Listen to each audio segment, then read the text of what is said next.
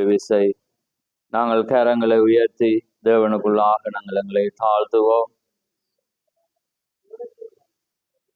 மகா பரிசுத்தமுள்ள பிதாவே, இந்த மகிமையான இந்த காலை வேளைக்காக தகப்பனே எங்களை மீண்டுமாக உம்முடைய கரத்திலே தாழ்த்துறோம்.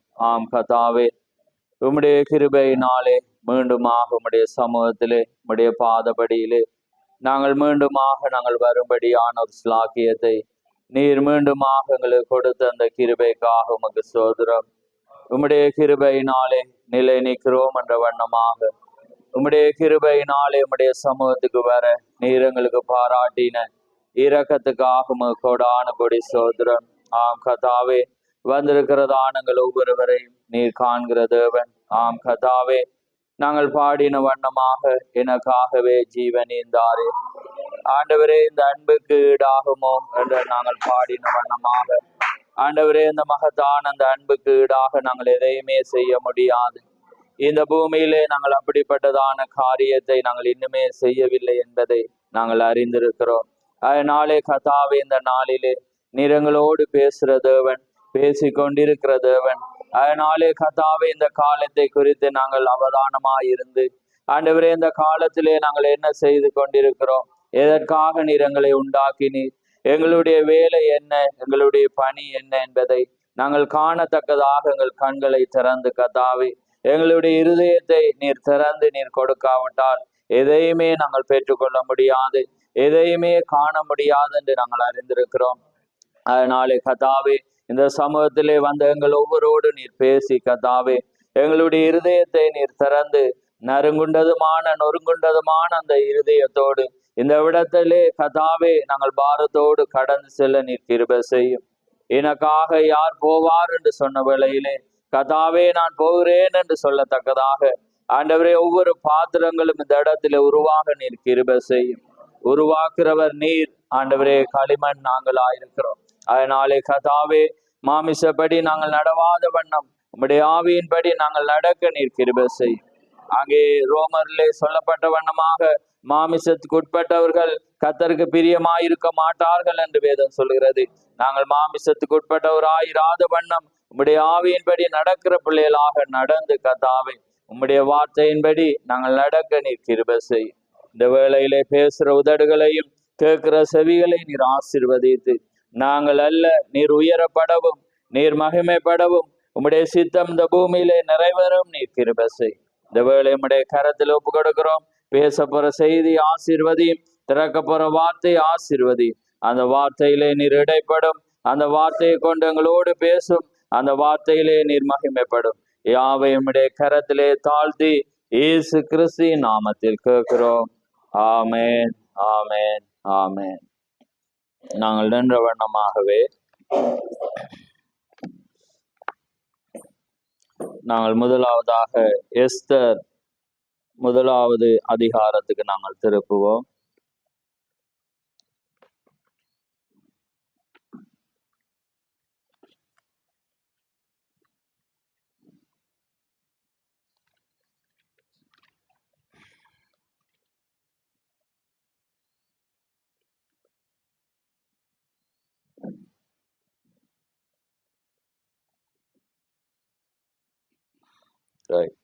எஸ்தர் 1ஆம் அதிகாரம் 624வது பக்கம், பழைய ஏற்பாடு. நாங்கள் ஒரு பொருளுக்காக ஒரு சில வசனங்களை நாங்கள் வாசிக்க வேண்டும். அடுத்ததாக நீங்கள் வெளிப்படுத்தல் 21வது அதிகாரத்தையும் திருப்பி வைத்துக் கொள்ளுங்கள். நாங்கள் இப்பொழுது முதலாவதாக எஸ்தர் 1ஆம் அதிகாரம், நான் ஒரு சில வசனங்களை நான் வாசிக்கிறேன். பாருங்கள், 1ஆம் அதிகாரம் 17வது வசனம். எஸ்தர், ராஜாவாகிய அகஸ்வேரு ராஜஸ்திரீயாகிய வஸ்தியை தமக்கு முன்பாக அழைத்து வர சொன்னபோது அவள் வரமாட்டோம் என்கிற செய்தி எல்லா ஸ்திரீகளுக்கும் பிரசித்தமானால் அவர்களும் தங்கள் புருஷரை தங்கள் பார்வையிலே அற்பமாய் எண்ணுவார்கள். இன்றைய தினம் பெர்சியாவிலும் மேதியாவிலும் பிரபுக்களில் ஸ்திரீகள் ராஜஸ்திரீயின் செய்தியை கேட்கும்போது ராஜாவின் பிரபுக்கள் எல்லாம் அப்படியே செய்வார்கள். மிகுந்த அசட்டையும் எரிச்சலும் விளையும்.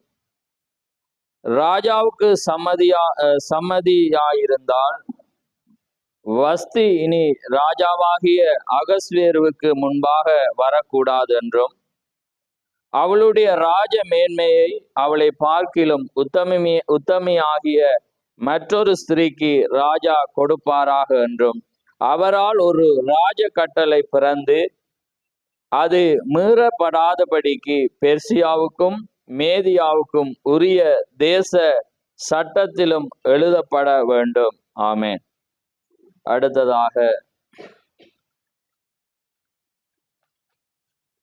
வெளிப்படுத்தல் 21வது அதிகாரம், அதில் இரண்டாவது வசனத்தை நான் வாசிக்கிறேன்.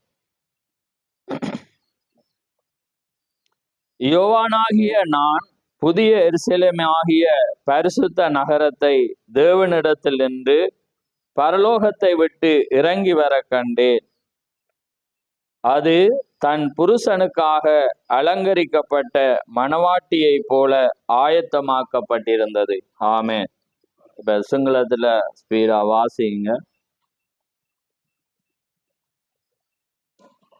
මක්නිසාද විසවගේ මේ ක්‍රියාව සියලු ස්ත්‍රීන්ට සැලවුණාම අහස්වේරෝස් රජකමා ඉදිරියට වස්ති විසව කැඳවාගෙන එයට අඩකල නොවොත් ඈ ආවේ නැතයි ඔවුන් කියා ඔවුන්ගේ පුරුෂයන් සුළු කොට සිතනවා ඇත. පස්සියාවේ වේද මෙදියා වේද වංශවත් ස්ත්‍රීන්ගේ විසවගේ ක්‍රියාව ගැන සැලවුණා වූ රජුගේ සියලු අධිපතින්ට අද දවසේදී එසේම කියනවා ඇත. එයින් සුළුකම් කිරීමද උදහසක බොහෝසෙයින් හටගන්නවා ඇත. රජුවන් සතුටු නම් වස්ති තවත් අහස්වේරෝස් රජු ඉදිරියට නොයන ලෙස රජුවන්ගේ රාජ ආඥාව පළක්වා වෙන්ද එය වෙනස් නොවන පිණිස පර්සියාවරුගේද මේදවරුගේද ව්‍යවස්ථා අතරේ ඉන්දියා තමන්ට යෙදේවා. ඇගේ විසෝකම ඈත වඩා හොඳ තැනැත්තියකට රජුවන් විසින් දෙනු ලැබේවා. තවද තමාගේ පුරුෂයාට සරසන ලෙස මනමාලියකම සූදානම් කරනු ලැබුණු ශුද්ධ නෝර එනම් අලුත් දෙවිසලම දෙවියන් වහන්සේ වෙති ස්වර්ගයෙන් පසුවතු. තවද මෙන්න දෙවියන් වහන්සේගේ මණ්ඩපය මනුෂ්‍යයන් සමගය. උන්වහන්සේ ඔවුන් සමග වාසය කරනසේක. ඔහු උන්වහන්සේගේ සෙනඟ වන්නෝය. දෙවියන් වහන්සේ ඔවුන් සමග සිට ඔවුන්ගේ දෙවියන් වහන්සේ වනසේක. ஆமென். ஆமென். யாவரும் அமர்ந்திருங்கள்.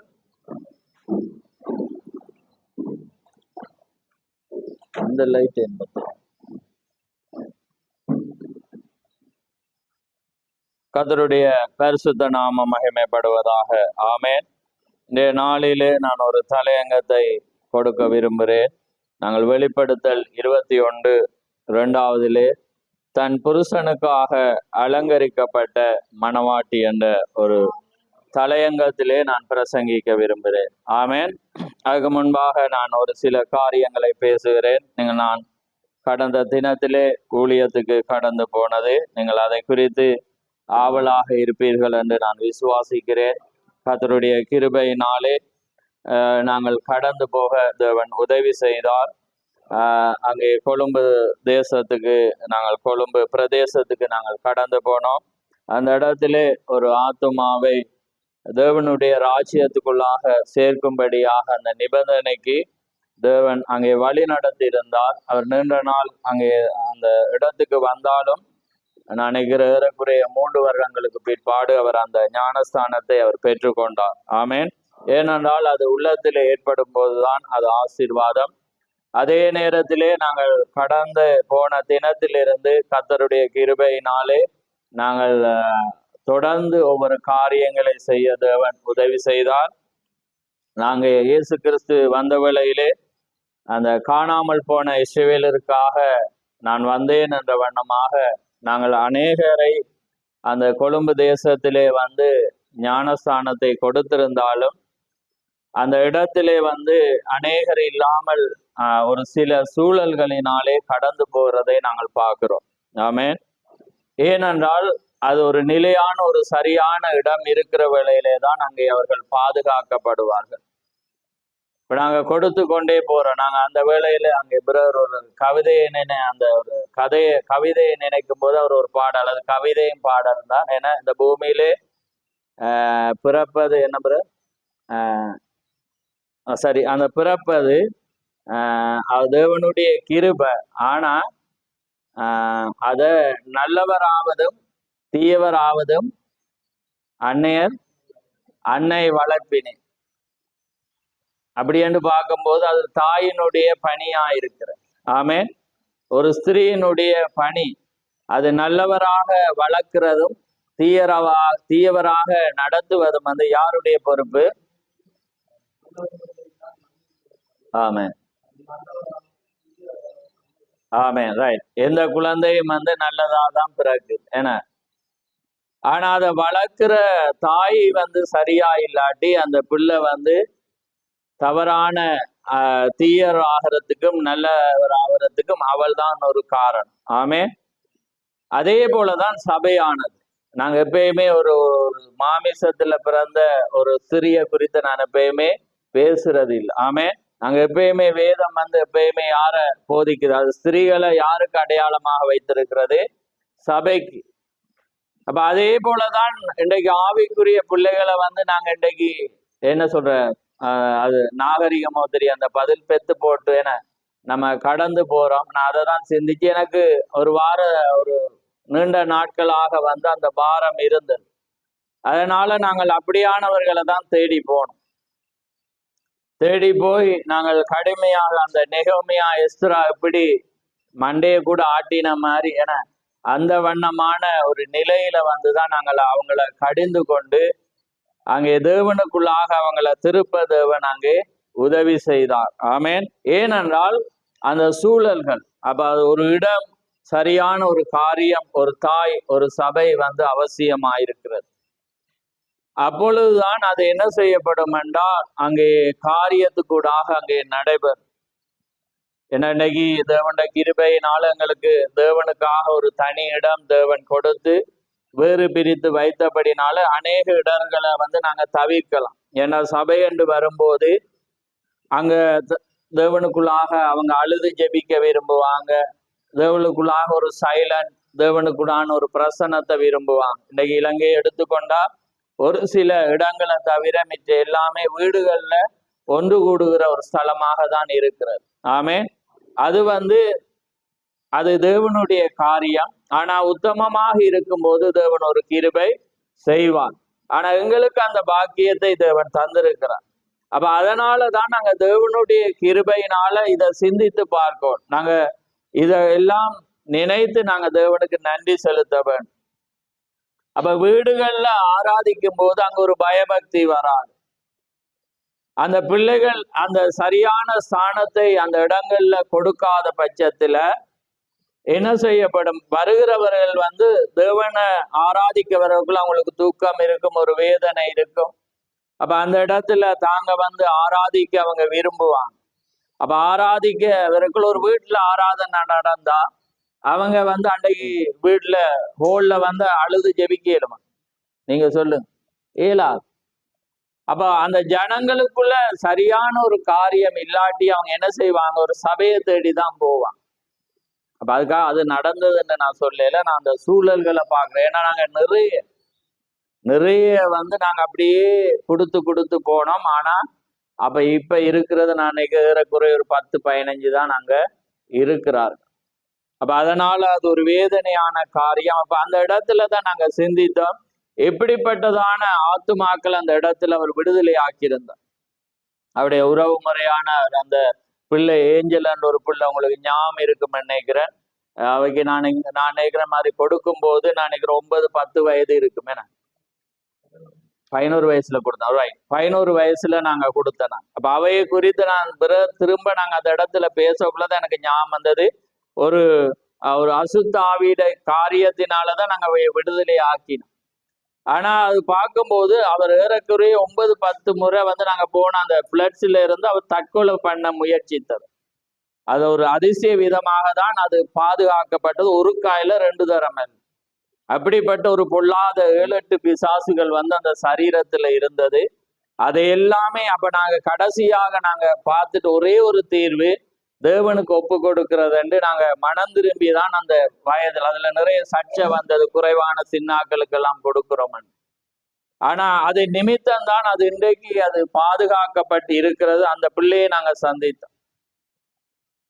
ஆனா என்ன, இந்த சூழல்களானது அங்கே வேறொரு காரியத்துல வந்து அங்கே கொண்டு போயிருக்கிறத நாங்க பாக்குறோம். அதே போல ஒரு வயதான ஏறக்குறைய ஒரு 78-80 வயது அந்த ஒரு தாயையும் சந்திச்சு, அவைக்கு நான் ஞானஸ்தானம் நான் தான் அவைக்கும் கொடுத்திருந்தேன். ஆனா இன்னைக்கு அந்த இயலாமையிலே அவர் பலவீனமாக இருக்கிறார். நாங்க போய் ஜெபிக்கும் போது அவ அழுது தன்னை தேவனுக்காக ஒப்பு கொடுக்கும் போது ஒரு மகிழ்ச்சியாயிருந்தது. ஆனாலும் ஒன்று கூடுதல் வந்து அவசியமாயிருக்கு. அதனால நாங்க வரும்போது ஒரு தீர்மானத்தோடு வந்தோம். என்ன நடந்தாலும் வந்து மாதத்துக்கு 2 முறை அந்த இடத்துக்கு நாங்க விசிட் நாங்க அந்த இடத்துல போய் ஆராதிக்க. ஏனென்றால் இந்த சத்தியம் வரும்போதுதான் சத்தியம்தான் ஒரு மனிதனை விடுதலையாகும். எப்படிப்பட்ட அதிசயம், அதுல சொல்ல முடியாத அதிசயத்தினாலதான் அங்க ஜனங்கள் ரட்சிக்கப்பட்டு பாவத்தில் இருந்தவங்க தான் அங்க வந்தவங்க. அப்ப அப்படிப்பட்ட கிரியைகள், அப்படிப்பட்ட அதிசயங்கள் ஏற்பட்டும் அந்த ஜனங்கள் மறுபடியும் அந்த நிலைக்கு போகும்போது அது ஒரு வேதனைக்குரியதா இருந்தது. நாங்க போன எல்லாருமே பிரதர் அதிகமா அதுல அவங்க ஒரு அதிகமான கோபத்தோட அந்த இடத்துல அவர் நடந்து கொண்டார். ஏனென்றா அவ்வளவு அந்த கோபமண்டக்குள்ள உலக கோபத்தை நான் சொல்லல, ஆவிக்குரிய. ஆமே. ஏனென்றால் அந்த வேதனை, அப்படிப்பட்ட ஒரு அதிசயமான ஒரு தேவனை நாங்கள் கொண்டிருக்கிறோம். அதிசயமான அந்த கிருபை அந்த குடும்பத்தில் அவர் வைத்திருந்தார். அதனால மற்ற சௌரிகளும் அதிலே தேவன் அநேக வித்துக்களையும் அதுல நாங்க கண்டோம். அதனால அது ஒரு ஆச்சரியமான காரியம். அதுக்காக ஜெபியுங்கள். தேவன் நிச்சயமாக தேவன் வழி நடத்துவார். அப்ப நாங்க அநேக காரியங்களை குறித்து நான் அந்த இடத்துல பேசினேன். அதை நான் ஒரு வாரத்துக்கு முன்பே இந்த காரியங்கள் ஆராய்ந்தபடினால இந்த காரியங்கள் அந்த இடத்துல பேசும்போது நிறைய காரியம் ஏற்பட்டது. அதே போலதான் இந்த காரியத்தை நான் வேறொரு காரியத்துல நான் கொண்டு வந்திருக்கிறேன். இந்த தலையங்கத்தை நிச்சயமாய் கர்த்தர் உதவி செய்வார். நீங்க சோர்ந்து போயிடாதீங்க. என்ன பாருங்க, தேவனுடைய காரியத்தை கேட்கும் போதுதான் அது நிச்சயமான ஒரு ஆசீர்வாதத்தை அது கொண்டு வரும். ஆமேன். இப்ப பாருங்க, ஒரு தலையங்கத்தை மீண்டும் நான் நினைப்பூட்டேன். தன் புருஷனுக்காக அலங்கரிக்கப்பட்ட மணவாட்டி. ஆமேன். பாருங்க, இந்த எஸ்தர் அதிகாரத்தை நீங்க வாசிச்சு இதை நீங்க சிந்திச்சிருக்கிறீங்களா? இப்ப இந்த இடத்துல நாங்க முழுவதுமாக அந்த சூழலுக்குள்ளாக நாங்க கடந்து போய் இந்த வசனத்தை பார்ப்போம். பாருங்க 17வது பாருங்க, ராஜாவாகிய அகஸ்வேரு ராஜா ஸ்திரீயாகிய வஸ்தியை தமக்கு முன்பாக அழைத்து வர சொன்னபோது அவள் வரமாட்டோம் என்கிற செய்தி எல்லா ஸ்திரீகளுக்கும் பிரசித்தமானால் அவர்களும் தங்கள் புருஷர்களை தங்கள் பார்வையில் அற்பமா எண்ணுவார்கள். அதாவது அந்த வார்த்தை அவன் 127 நாடை வந்து அரசாள்றான். அப்ப அரசாளும் போது இந்த ராஜாவுடைய இந்த மனைவி வஸ்தி, அவள் ஒரு அழகானவள், சிறந்தவள், அறிவுள்ளவள். நீங்க அதை வாசிக்கலாம். அப்படிப்பட்ட ஒரு பெண்ணை தான் அங்க ராஜா வந்து விவாகம் பண்ணியிருந்தான். ஆனா இந்த மெசேஜ் வந்து அவன் ஆளுகை செய்யற முழு நாட்டுக்கும் போனா என்ன நடக்குமா?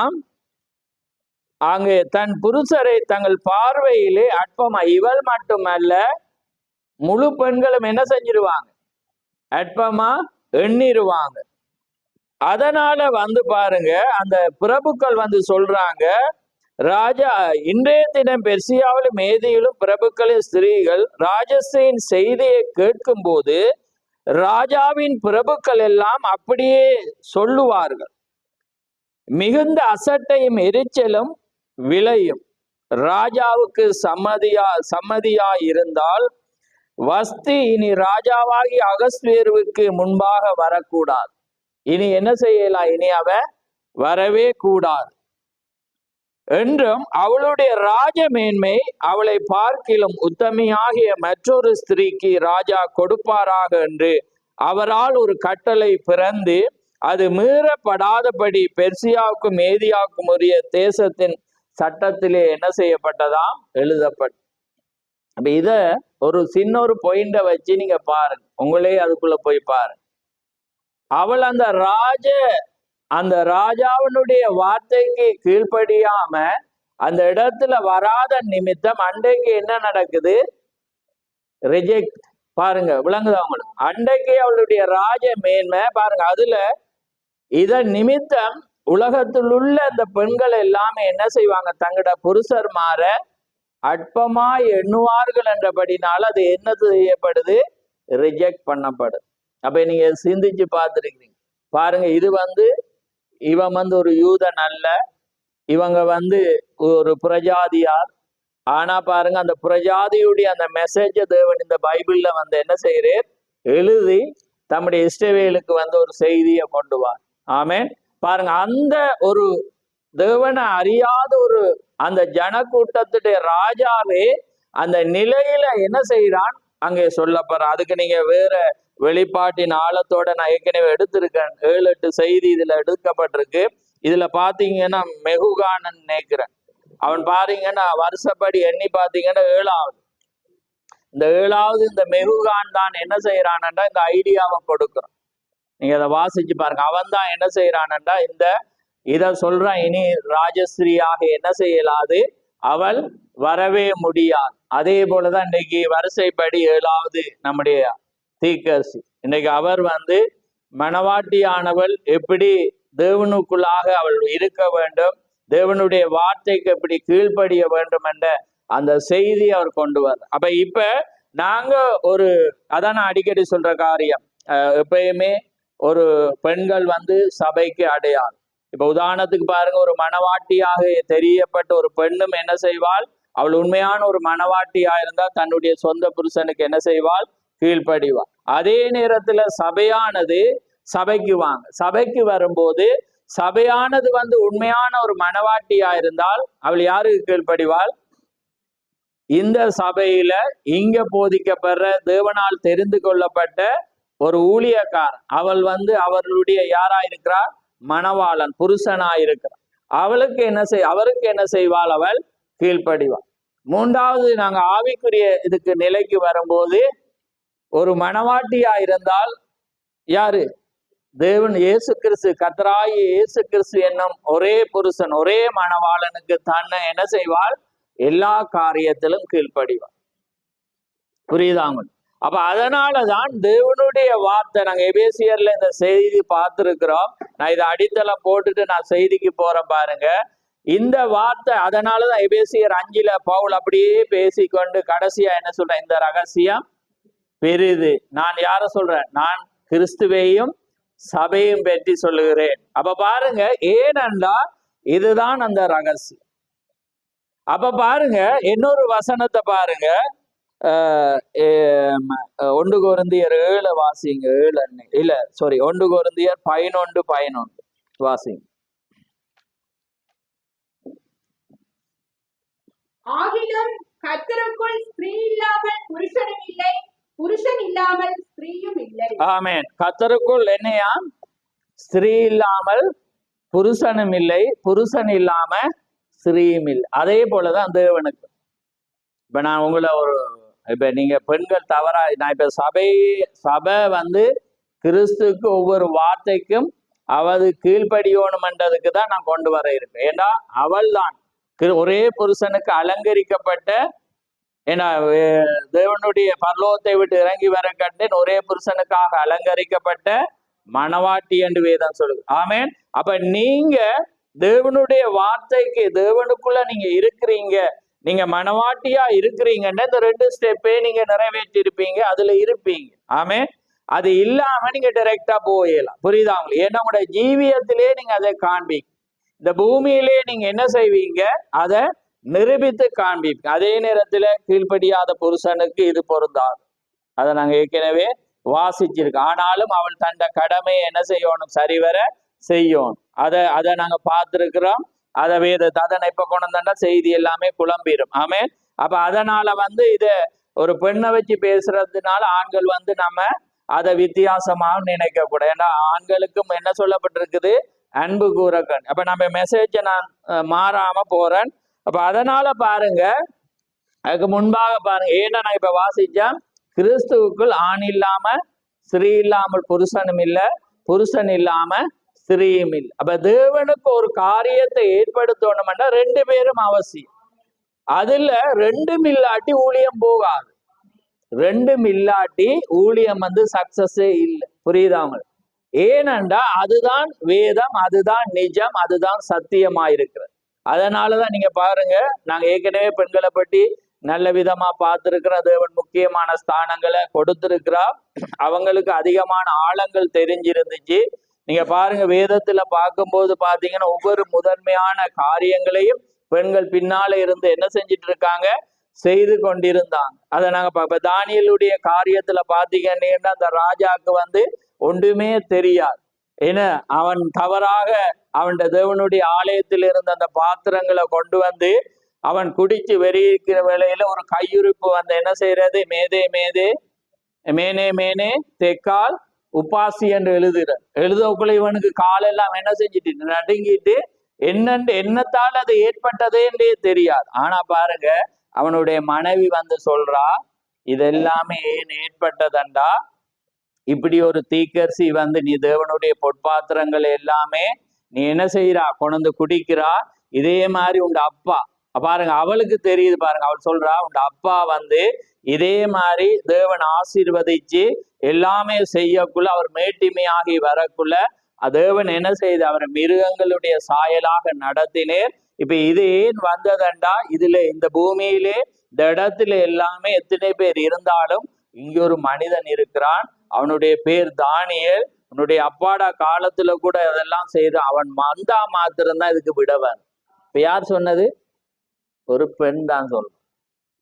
அதே நேரம் பாருங்க, பிலாத்து என்ன செய்யறான், இயேசு கிறிஸ்துவ சிலுவையில அறையிறதுக்கு வைக்கக்குள்ள தேவன் யாரோட இடப்பட்டு, பிலாத்திட மனைவிதான் ஒரு சொப்பனை காட்டாம சொல்ல, நீதிபர நீதி கொல்ல பாக்குறேன். ஏன்னா அந்த பாருங்க, அந்த ஐடியா அவங்கள ரட்சிப்புக்கு ஒரு வழிகாட்ட ஒரு யார் காரணமா இருக்கிறது? ஒரு பெண் தான். அதை எங்க கொண்டு வர போறேன்னா சபைக்கு தான் நான் கொண்டு வர போறேன்னா, இது முழு ஒரு இடர்றதும் ஒரு விடுதலையை கொண்டு வர சபையால தான் ஏன். புரியுதா உங்களுக்கு? அதுக்கு பெண் அவசியமா இருக்கிறது. சபை அவசியம். அதான் வேதம் சொல்லுது, புருஷன் இல்லாமல் ஸ்திரீயும் இல்லை, ஸ்திரீ இல்லாமல் புருஷனும் இல்லை. நீங்க ஆழத்துக்குள்ள போகணும். ஏண்டா இன்னைக்கு இந்த மெசேஜ் தெரியாதவங்க குழப்பி வன்வே ஓடக்குள்ள ஊழியம் வன்வேல சரி வராது. 2 பேர் எப்படி கணவன் செய்தியில உறுதியா இருக்கிறாரோ, மனைவி உறுதி இல்லாட்டி அங்க அந்த எலி அரிக்கிற மாதிரி ஊழியத்தை அடிச்சு. ஏன்னா அவங்க யார பார்ப்பாங்க, என்னடா இந்த கருவாடு வாசம் மாதிரி இந்த ஊழியத்துக்கும் செய்திக்கும் அந்த மனைவிக்கும் வாசம் இல்லாட்டி என்ன நடக்கும்டா, மனைவிக்கு என்றக்குள்ள சபையை சொல்றான், மனைவியும் பார்த்துக்கொள்ளும். ஏன்னா அது வேதம். ஆமே, இது சத்தியம். இது இன்று நான் பேசல, அது ஏற்கனவே பேசப்பட்டுச்சு வேதத்தில். அதை இன்றைக்கு அழைக்கப்படாதவங்களால இப்படி ரகசியத்தை கொண்டு வர இயலாது. ஆனா நிச்சயமாய் தேவனால் அழைக்கப்பட்ட இன்னைக்கு பரிசுத்தாவின் ஊழியம் தான் இதெல்லாம் உடைக்கும். ஆமே, என்ன தீக்கரிசி சொல்லிட்டு போயிட்டேன். சொல்லாததை கொண்டு வர்றது இன்னைக்கு எலியாவுடைய மினிஸ்ட்ரி. அது நானும் நீங்களும் ஆயிருக்கிறோம். அதே போல மற்ற இடங்கள்லையும் தேவனால் அழைக்கப்பட்டவங்களால மாத்திரம்தான் அதை கொண்டு வரலாம். ஆமே, அப்ப பாருங்க, தேவன் ஒரு ரட்சிப்பை பாருங்க யார் அங்க சொல்லி கொடுக்குறான். நாங்க அன்னைக்கு மோசேயை பார்த்தோம். அவ்வளவு பெரிய மகத்தான ஒரு மனிதனுக்கு தன்னை ஊழியத்துல இருக்க மிஸ்டேக் தெரியும். இப்ப நான் ஏன் சொல்றேன்டா, இதுக்கு ஒரு எல்லாரும் அவதானமா இல்லாட்டி ஊழியம் சக்சஸ் ஆகாது. அங்க அடிவிலும் மரணம் வரும், எல்லாமே வரும். பாருங்க, அன்றைக்கு தேவனால் அழைக்கப்பட்ட ஒரு மோசே வந்த வேளையில அவன் போறான், மீட்கதான் போறான். போற வேளையிலே கொலை செய்ய வரல தேவன். விளங்குதாங்க? அந்த காரியத்தை அந்த பெண் செய்யாட்டி என்ன நடந்திருக்கும்? அடிதான். அவர் யாருன்னு பார்க்க மாட்டார். தண்ட வார்த்தையில புள்ள அவன் தனிப்பட்ட வாழ்க்கையில இருந்து அது பிரச்சனை. ஆனா ஒரு ஊழியத்தை நீ மற்றவனுக்கு சொன்னா நீ இங்க செய்யும். அவர் என்ன விருத்தேசனத்தை அங்க கட்டளையை கொண்டு சட்டங்களை கொண்டு இவர் தண்ட குடும்பத்துல என்ன செய்யல. ஆனா யார் கண்டுபிடிக்கிற? அவதான் கண்டுபிடிக்க. அவ என்ன செய்யறான், உடனே வெட்டி போட்டு காலுக்குள்ள எரிஞ்சு விட்டோட தேவன் ஸ்டாப் ஆயிட்டு. பாருங்க இவ்வளவு ஒரு இதெல்லாம் ஆழத்துக்குள்ள போனாதான் உங்களுக்கு இவ்வளவு இப்படியெல்லாம் பாருங்க, ஒரு பெண்ணுடைய செயலுக்காக தேவன் நின்றாரான்னு பார்க்கணும். அதுக்கு வந்து நீங்க பரிசுத்த ஆவியை பெறணும். ஆமே.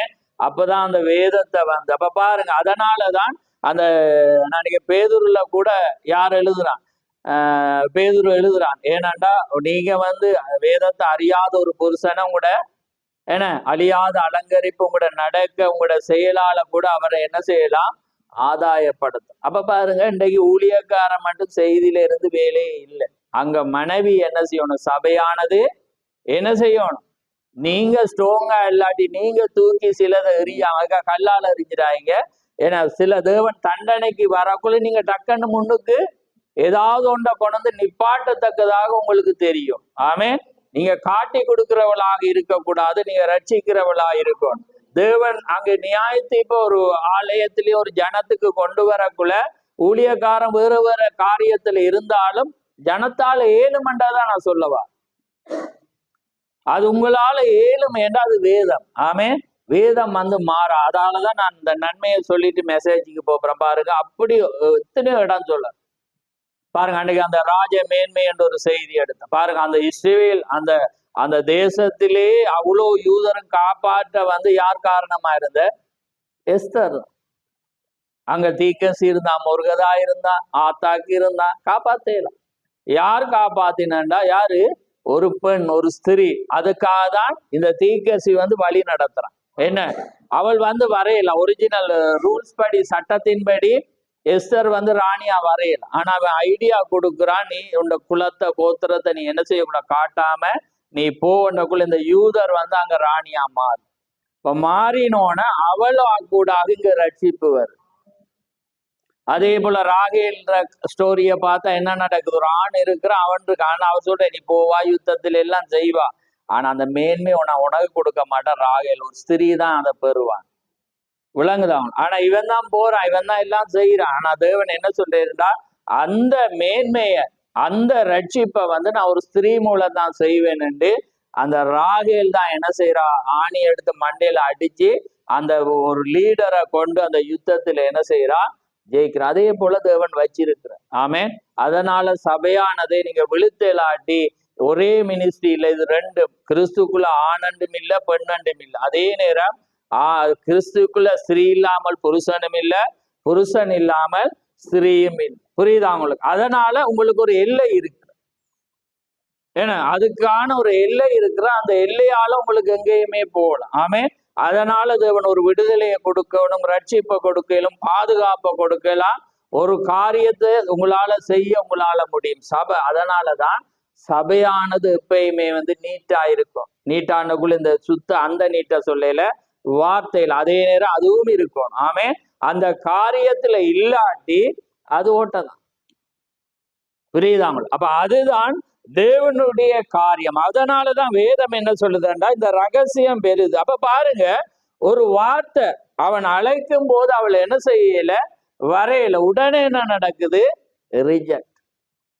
உடனே என்ன செய்யற, தேவனுக்காக அந்த அந்த காரிய வசி நீக்கப்பட்டு அவளுக்கு உண்மையும் வார்த்தைக்கு கீழ்ப்படியத்தக்கதான ஒரு ராஜ மேன்மையை வந்து இன்னொரு ஸ்திரீ பெறத்தக்கதாக தேவன் என்ன செய்யறே, மாற்றிட்டு அது கதை, அது அவங்களோட நாட்டுடன்னு விடையில. எப்பயுமே தேவன் வேதத்துக்குள்ள கொண்டு வர்றேன்டா, அது உங்களுக்கும் இஸ்ரவேலுக்கும் ஆவிக்குரிய ஒவ்வொருவனுக்கும் உதாரணத்துக்கு தான் அவர் வர்றாரு. ஆமே. அவர் சும்மா எழுது, இது அவன் தானே செஞ்சான். அது வந்து ஒவ்வொரு பெண்களும் வந்து செய்ய வேண்டிய காரியமா. அப்ப நீங்க மனவாட்டியாக இருந்தா இந்த மூண்டையும் செய்வீங்க. நீங்க ரெண்டு செஞ்சு ஒன்றுல போகலாம், நீங்க ஒன்று செய்யாம ரெண்டு இருந்து போகலாம். மூன்றும் இருந்தாதான் நீங்க நிறைவானது. ஆமே. நீங்க நிறைவானதுக்கு வரணும்டா, நீங்க பரிசுத்தாவியை பெற்றாதான் நீங்க அதை செய்ய. நீங்க வார்த்தை வெளிப்பட்டாதான் உங்களால செய்ய. வார்த்தை உங்களுக்குள்ள வராட்டி உங்களால செய்யலாம். நீங்க தேவனுக்காக உங்களை அர்ப்பணிக்கிறீங்கன்னா அதுதான் அலங்கரிப்பு. புருஷனுக்காக அலங்கரிக்கப்பட்ட அந்த மனவாட்டி இறங்க வர கண்டா உங்களோட அலங்கரிப்பு வந்து உடுப்பால, உங்களோட வந்து வார்த்தையினாலதான் மனவாட்டி என்ன செய்யப்படணும், தன்னை அலங்கரிச்சாதான் அவ அந்த ராஜ்யத்துக்குள்ள என்ன செய்யலாம், அவளால பிரவேசிக்கலாம். அதனாலதான் ஒரு ஊழியத்திலேயா இருக்கலாம், ஒரு சபையிலேயா இருக்கலாம், மற்ற பாட் வந்து சரியா இருக்கும். அது வந்து எப்பயுமே அது ஜனங்களை விசாரிக்கிறதா இருக்கும்.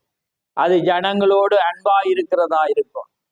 அது ஜனங்களோடு என்ன செய்யணும், அன்பு காட்டுகிறதா இருக்கணும், அரவணைக்கிறதா இருக்கணும். இது ஒரு ஊழியத்தில் இருக்கிற ஒரு மனைவி, தனிப்பட்ட ஒரு மனைவிக்கு சபையை குறித்து என்ன இருக்கணும், பாரம் இருக்கணும், விசாரிப்பு இருக்கணும், அன்பு இருக்கணும், பொறுமை இருக்கணும். இதெல்லாம் அவங்க என்ன செய்யணும், கையாளும். அதே நேரம் இங்க வரும்போது அது என்ன செய்யணும், அடுத்த சபையான இங்க ஆட்களுக்கு என்ன நடக்குது, என்ன செய்யறது ஒன்றுமே தெரியாம இருந்தா இந்த ஊழியம் ஃபெயில் தான். அது ஒரு தனிநபர் இருக்கலாம், 2 பேர் இருக்கலாம், கத்தலாம், உரளலாம், தேவன் விடுதலை அடையாளத்தை எல்லாமே செய்யலாம், அது தோற்று போயிடும். ஆமென். ஆனா அங்க இருக்குமாண்டா அந்த மனைவி சபை, அதான் சொல்ல அதிகம், ஒரு சபைக்கும் போது நீங்க அந்த ஜனங்களுடைய குணாதிசயம் அலங்கரிப்ப பாருங்க. அந்த அலங்கரிப்பை பார்க்கும்போது அங்க தேவன் இருக்கிறாரா இல்லையான்றதை நீங்க என்ன செய்யலாமண்டா, கண்டுகொள்ளலாம். அது இருந்தா அவங்களோட குணாதிசயம் எல்லாமே அந்த அன்புல மிதக்கும். அது அன்பாகவே விசாரிப்பேன், அது மனவாட்டிக்குள்ளாக அது ஆட்டோமேட்டிக்காக இருக்கு. ஏன்னா இன்னைக்கு ஜனங்கள், இன்னைக்கு ஊழியத்தில் எல்லாம் நாங்க பார்க்கிற அனுபவத்துல இதுதான். 2வது காரியம் ஸ்ரீ, அதாவது சபை சரியா இல்லாட்டி ஜனம் அன்பத்தை எடுத்து. இன்றைக்கு ஸ்தாபனத்துல பாத்தீங்கன்னா அவங்களோட அன்புக்கு அளவே இல்லை. அவங்களோட கிரியையில பாத்தீங்கன்னா அப்படியான ஒரு உன்னதத்துல அவங்க இருக்கிறாங்க. அப்படி ஜனங்கள் அதனால ஈர்க்கப்படுறான். ஆதியில இன்றைக்கு உலகத்துல இன்னைக்கு கிறிஸ்தவ மயமானதுக்கு காரணமே இன்னைக்கு கிறிஸ்தவனுடைய குணாதிசயம். ஆனா இன்றைக்கு பாத்தீங்கன்னா அதுக்கு சம்பந்தமே இல்லை, அந்த வாசனையே இல்லை. குடும்பத்துல ஒருவர் இருப்பா, அந்த குடும்பத்துக்கு வாசனையே இருக்காது. மற்றது எல்லாமே வேற கிரகத்துல பிறந்து புதுசா வந்த மாதிரி. ஏன்னா அந்த ஒரு நிலையில தான் இன்றைக்கு எல்லா ஆவிக்குரிய காரியம். அது என்ன செய்யணும், 2க்கும் இருக்கும். எப்படி, அது ஆணுக்கும் இருக்கணும், பெண்ணுக்கும் இருக்கும். அது இருக்கும் போதுதான் சரியான ஒரு காரியத்துல என்ன செய்ய விடும், அங்க ரட்சிப்பு வரும். அப்படி இல்லாட்டி அது தோல்விதான். ஏன்னா ஜனங்கள் பலப்பட மட்டும் அதுதான் பார்ப்பான். என்ன செய்வாங்க, அந்த காரியத்தை தான் அவங்க பார்க்கிற வேளையில என்ன நடக்குமெண்டா அங்க தோல்விதான் அது ஏற்படும். அதான் அவன் சொல்றான் பாருங்க, வாசிங் எபேசியர் 5க்கு நாங்க போவோம். நாங்க வார்த்தையை வைத்து வைத்து நாங்க பார்க்க போறோம்.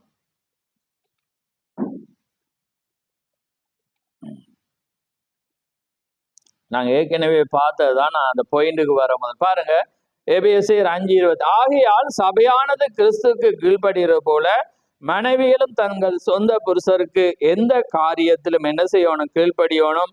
அடுத்தது பாருங்க, இந்த ரகசியம் 32 பெரிது, நான் கிறிஸ்துவை பற்றியும் சபையை பற்றியும் நான் என்ன செய்கிறேன், சொல்லுகிறேன். அப்ப பாருங்க, உண்மையான அந்த மணவாட்டி சபை இருக்குமெண்டா அது தன்னுடைய ஒரே புருஷனுக்கு, அதாவது யாரு, மணவாளனாகிய ஆண்டவராகிய அந்த இயேசு கிறிஸ்துடைய வார்த்தைக்கு அதை என்ன செய்யும், முழுவதுமாக கீழ்ப்படி. அதே நேரத்துல தன்னுடைய சபைக்கும் அது என்ன செய்யும், பூரணமா அது விசுவாசி, பூரணமா அந்த சபையை நேசிக்கும். அது ஊழியக்காரன் மட்டும் பார்க்கல, தானும் அந்த சபையினுடைய ஒவ்வொரு காரியத்துல அந்த ஜனங்களை விடுதலையாக்க அதுவும் அரும்பாடுபடும். ஆமே. ஏனென்றா அது அதனோடு கூட. அதே போலதான் ஆவிக்குரிய அங்கே ஒரு ஊழியக்காரனுக்கும் அதே மாதிரிதான் மனைவி இருக்கும். மனைவி இருந்தாதான் அந்த நிலையில என்ன செய்யும், சபை இன்னும் பாருங்க. அன்றைக்கு பரிசுத்த ஸ்திரீகள் என்ன செய்தாங்க, ஒரு ஊழியக்காரன் ஒரு தேவனுடைய சேவைக்கு போகும்போது அவங்க முழங்கால்ல நின்றாங்க. அவங்களுக்கு அந்த சிந்தை அது இருந்தது. இன்னைக்கு சபைக்கு இருக்கும் தெரியல. அதே நேரத்துல ஒவ்வொருவரும் என்ன செய்யணும், அந்த நிலையில நாங்க சிந்தி காட்டி அது எங்களுக்கும் தேவனுடைய காரியத்துக்கும் என்ன இல்லை, சம்பந்தம் இல்லாமே போயிடும். பாருங்க, அடுத்தது பாருங்க, ரோமர் 7:2 வாசிங்க.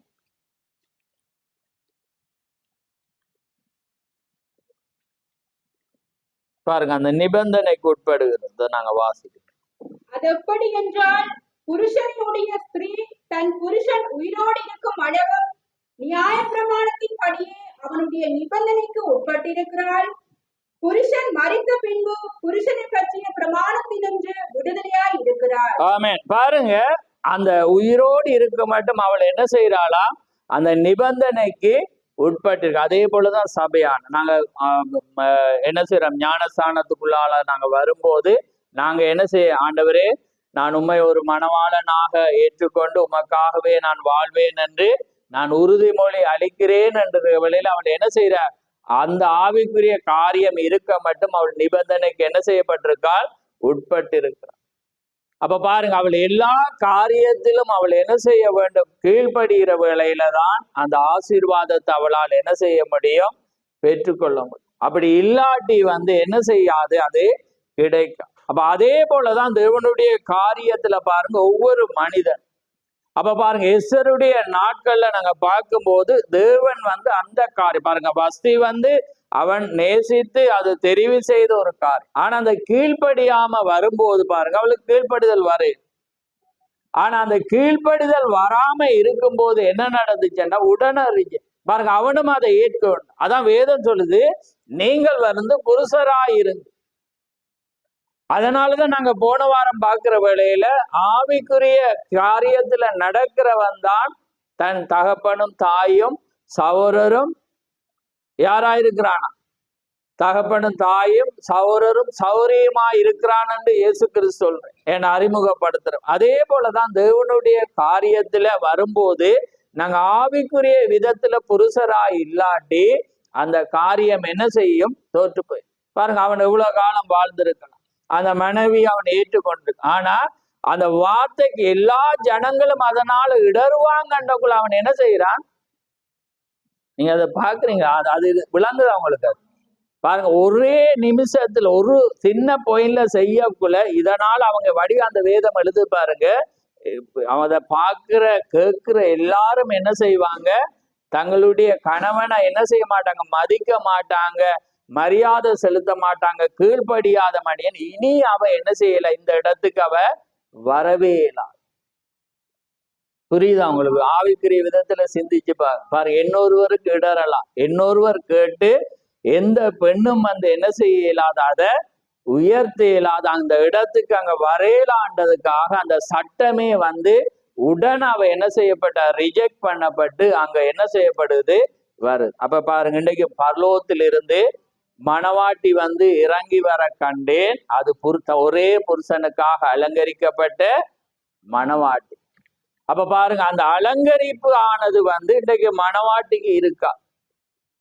அந்த குணாதிசயம் உங்களுக்குள்ள இருக்கா? அந்த சுபாவம் உங்களுக்கு இருக்கா? தேவனுடைய வார்த்தையை குறித்ததான அந்த உணர்வு இருக்கான்றதை நீங்க சிந்திச்சு பாருங்க. பாருங்க, ஒரு வார்த்தைக்கு அங்க கீழ்ப்படியாம போற வேளையிலே அங்க என்ன செய்யப்படுது? அது ரிஜெக்ட். ஆதியிலும் அதுதான். தேவாள் ஒரு வார்த்தை, தேவன் சொல்லிய ஒரு வார்த்தைக்கு அவள் என்ன செய்தால்? விளக்கம் கொடுத்தால். அதை எப்படி என்றதை பார்க்க வலித்தா என்ன நடக்கிறது? ரிஜெக்ட். அப்ப அதே போலதான் தேவனுடைய காரியத்திலும் வரக்குள்ள மனுஷன் ஒவ்வொரு வார்த்தையினா, நீங்க ஒரு வார்த்தையை விட்டு ஒரு காரியத்தில இருந்து கூட குணாதிசயம் மாறையிலண்டா அது ஃபெயிலியர். அதில் நீங்க ஒன்றுமே செய்யல. அதுக்கு தேவன் தான் என்ன செய்யணும்? உதவி செய்யும். நீங்க உலகத்துல இன்னைக்கு உலகத்துல எத்தனையோ நல்ல மனிதர் இருக்காங்க.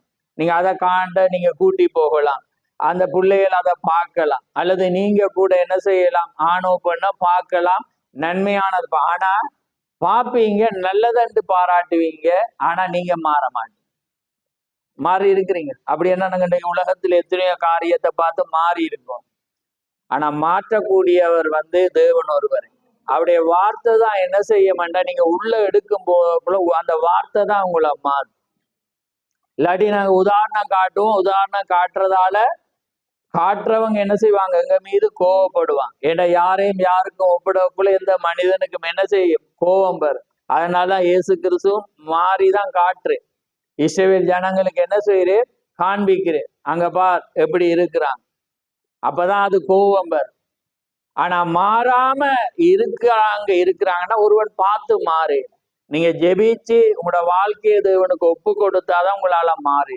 ஏன்னா நற்கிரியில செய்யும்படியாக அவரால் தான் உங்களுக்கு வைக்க முடியும். அந்த ஆவி உங்களுக்குள்ள வந்தாதான் நீங்க மாற முடியும். இல்லாட்டி நீங்க வருவீங்க, உங்களுக்குள்ள சுயநலம் இருக்கும், அந்த காரியம் நான் சரியா இருந்தா என்ற காரியத்துல நீங்க போவீங்க. ஆனா நித்திய ஜீவன் வரா. ஏன்னா நித்திய ஜீவன் என்பது வேதம் என்ன சொல்லுதுண்டா? பிறனுக்காக வாழ்பவன் தான் நித்திய ஜீவனை உடையவன. நீ 800 ஆத்துமாவை ரட்சிப்புக்கு கொண்டு வந்தாதான் நீ நித்திய ஜீவனை உடையவனாயிருக்கணும். நீ யாருக்காவது மெசேஜ சொல்லாட்டி, நீ அவங்கள தேவனுடைய காரியத்துல கொண்டு வராட்டி உன்னால நித்திய ஜீவன் வரையலாம். வரணும்டா நீ அதை செய்யும் போதுதான் அவர் மீதியானது அவர் என்ன செய்வார், அவர் நடத்துற தேவனாயிருக்கிறார். ஆமேன். அப்ப பாருங்க, ஒரு சில வார்த்தையில பார்த்து நாங்க முடிப்போம்.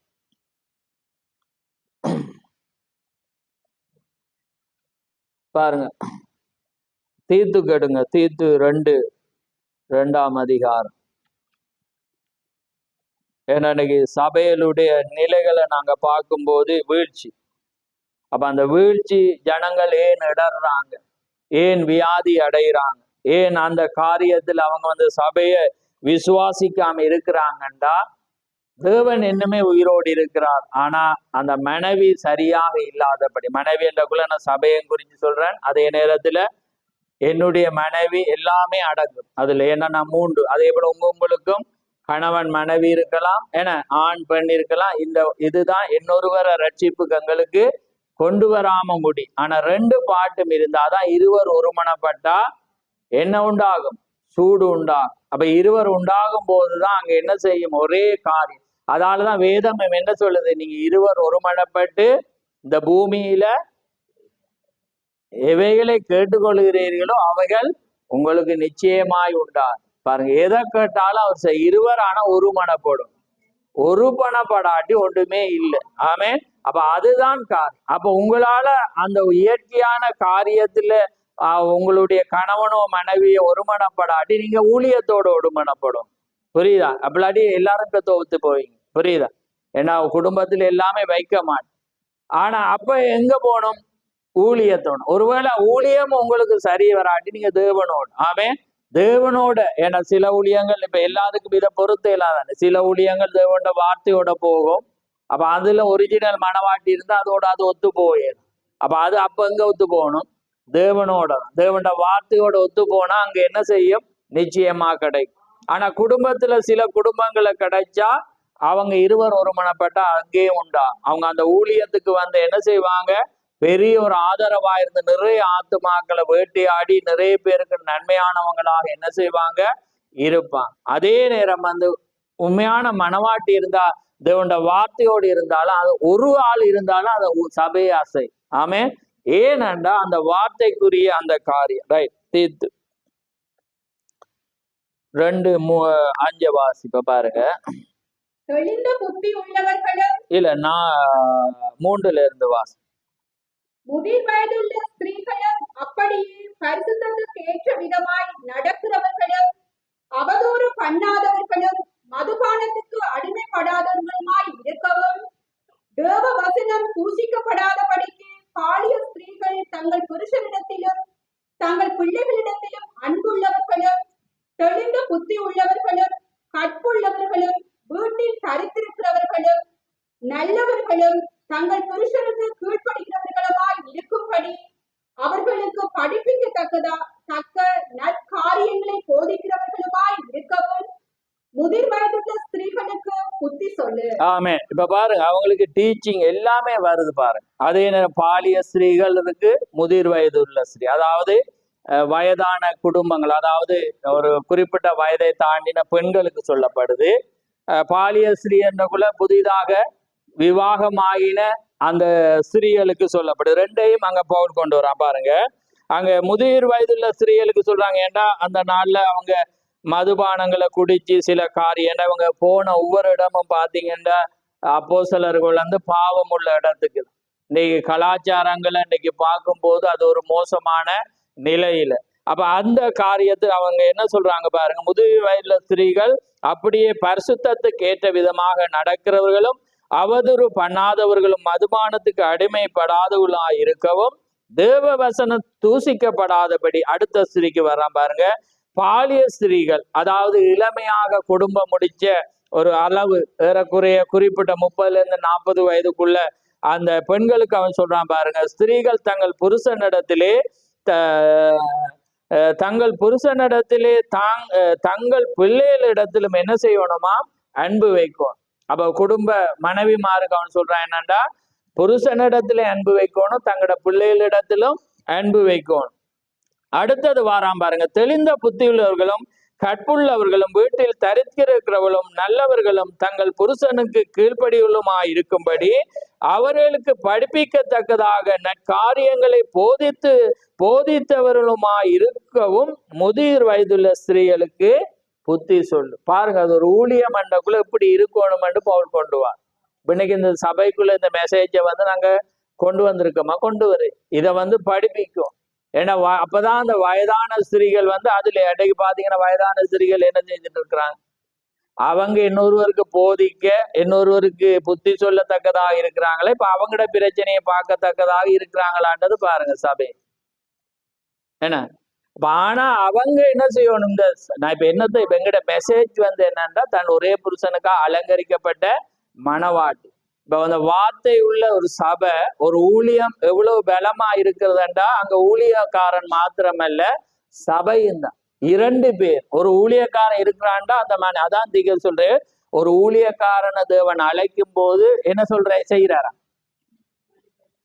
சொல்லுங்க, என்ன சொல்ற, அவனோடு கூட அவனுடைய மனைவியையும் பிள்ளைகளையும் அழைக்கிறார்.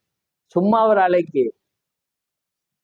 அவர் தான் காட்டுக்கு ராஜா மாதிரி இப்படி நின்றுட்டு மிச்சம் எல்லாம் அது குடும்பத்தை அவங்க அதுக்கும் இது என்றதுல இருக்கல. அவங்களும் என்ன செய்யணும்டா, அங்க இல்லாட்டி மிஞ்ச ஒவ்வொரு காரியத்தையும் என்ன செய்ய கண்காணிச்சிட்டு இருக்கோம், விசாரிச்சிட்டு இருக்கணும். ஒவ்வொரு ஜனத்தோட என்ன செய்யணும், போன் பண்ணியோ அல்லது இப்ப போன் இருக்கு, அந்த நாள்ல இல்ல. ஆனா இப்ப நாம அன்னைக்கு பவுல் பேசிட்டத தீக்கரிசி அவர்ற காலத்துல அந்த விஞ்ஞானத்துக்கு ஏற்ற மாதிரி பேசுறோமா இல்லையா? இப்ப இன்றைக்கு தேவன் ஒரு மினிஸ்ட்ரிய பரிசுத்தாவி வச்சேன்னா இன்றைய காலத்தை வச்சுதான் நான் பேசுறேன். அப்ப பவுல் போன பேசல, இவர் போன பேசி இப்ப பேசுறேன்னு சிந்திக்கிறாங்க. விளங்குதாமா? அப்ப எல்லாரும் இன்றைக்கு நீங்க இன்றைக்கு சரீரமான சபை எது? அவட மனவாட்டி.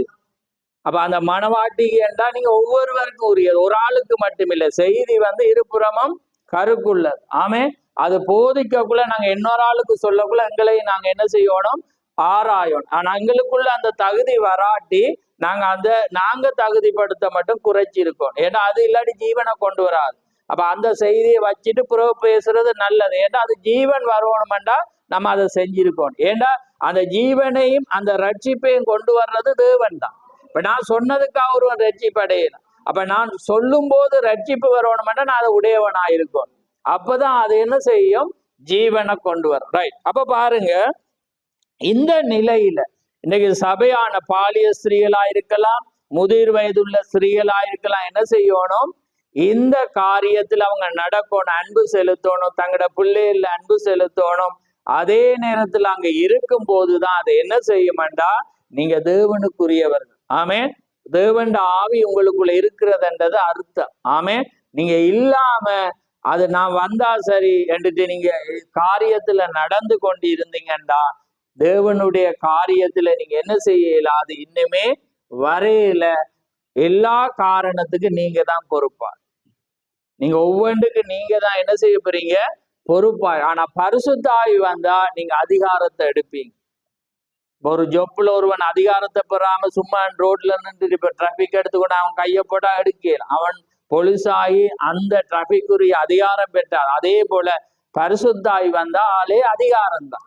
அப்படிதான் வேதம் சொல்லுது.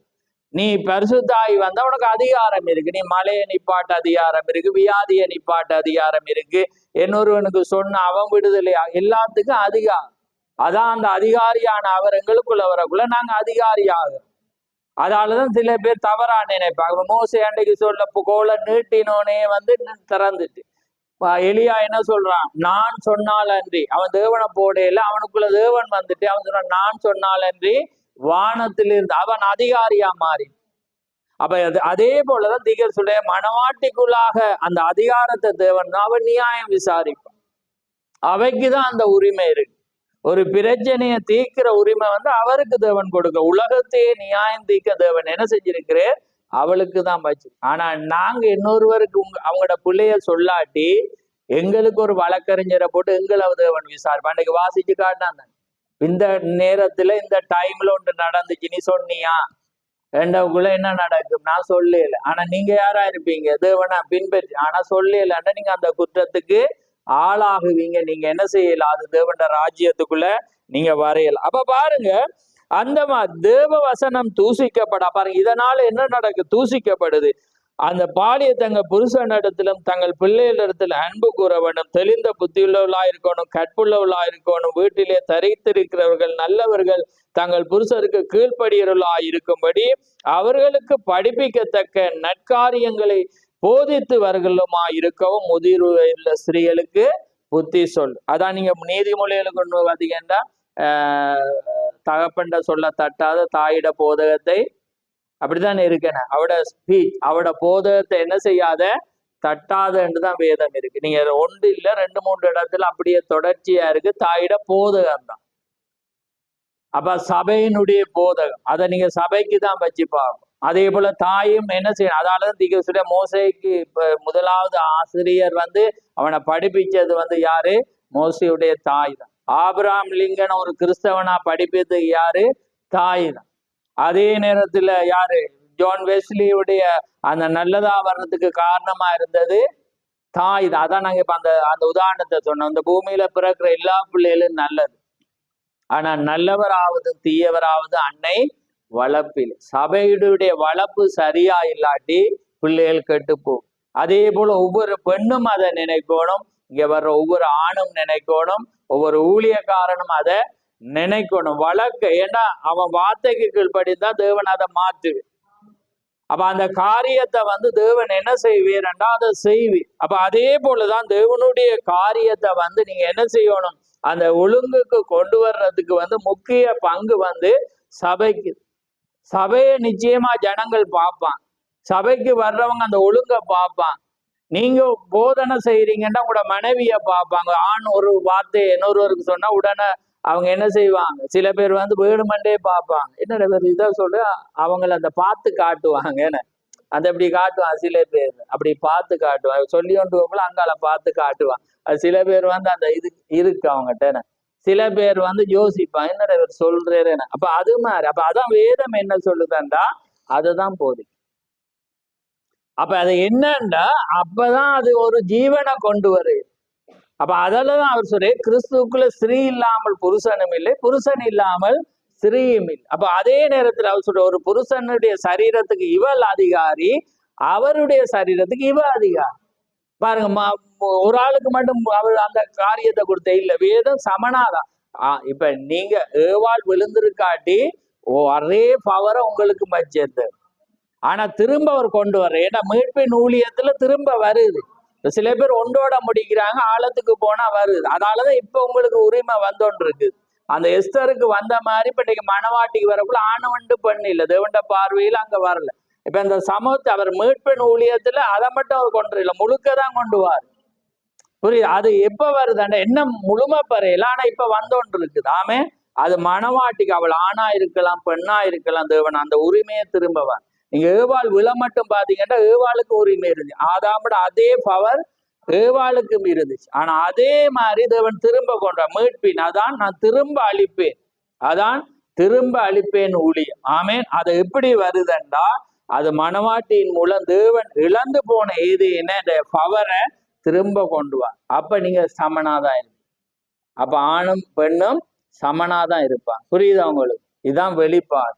ஆனா இப்ப மட்டும் நாங்க அதை கொடுத்து சில பிரச்சனைகளை கொண்டு வரக்கூடாது இருக்கு. ஆனா இது வெளிப்பாட்டை பெற்று இந்த சபை வர்றபடியாதான் நாங்க இதை போதிக்கிறோம். ஆமே, இல்லாட்டி அது வேற மாதிரி போயிடும். ஆமே, இல்லாட்டி தேவன் அதே காரியத்தை அவர் வைக்கிறார் என்றதுதான் நான் பேசி கொண்டிருக்கிறேன். ரைட். அப்ப பாருங்க எப்படிப்பட்ட ஒரு காரியத்துல நாங்க வளர வேண்டும். ரைட். பாருங்க அடுத்த நீங்க வாசிக்கிற 1 கொரிந்தியர் பாருங்க. அது அடுத்தது 2 கொரிந்தியர் 11:2 கெடுங்க.